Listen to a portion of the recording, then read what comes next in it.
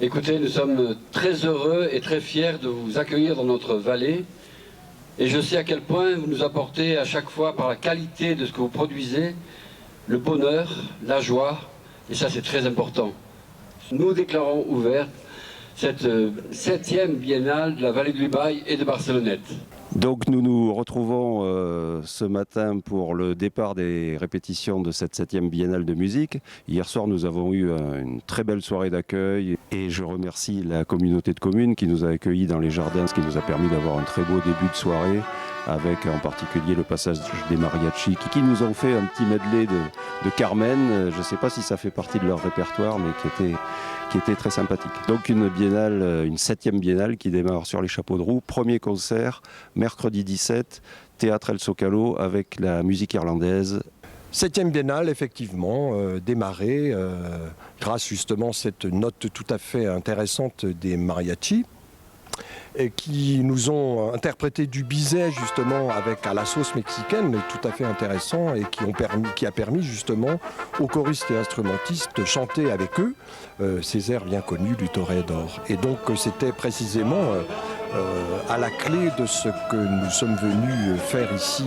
à Barcelonnette, à savoir établir des contacts avec les uns et les autres, tous autour de la musique. Donc aujourd'hui c'est démarré avec le chœur Chantubaille, et donc cette biennale va démarrer avec la musique irlandaise dont a parlé Yvan tout à l'heure, qui est justement une commande que nous avons faite à un orchestrateur qui nous a permis de mettre en orchestre et en son, avec un orchestre symphonique et un trio de musique irlandaise tout à fait original, de faire en sorte de donner à cette soirée toute l'énergie et toute la mélancolie de cette musique irlandaise. Le programme justement s'articule autour de 2 autres œuvres, la Petite Messe solennelle de Rossini, qui est pour chœur, piano et harmonium, et qui permet justement aux 2 chœurs, Chantubaille et le chœur de Gradus, ad musicam, de justement travailler ensemble sur une des très très belles œuvres de Rossini qu'il a écrite à la fin de sa vie, qui est une sorte de testament musical et qui représente toute la musicalité que ce grand homme a su donner à ses compositions.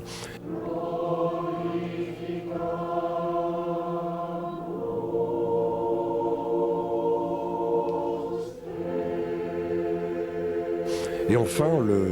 la journée Beethoven autour de sa musique pour piano, interprétée par Gefreno, et le concerto pour violon, joué avec interprété par une jeune instrumentiste de grand talent, Marie-Claudine Papadopoulos, qui effectivement va nous donner toute l'ampleur de son talent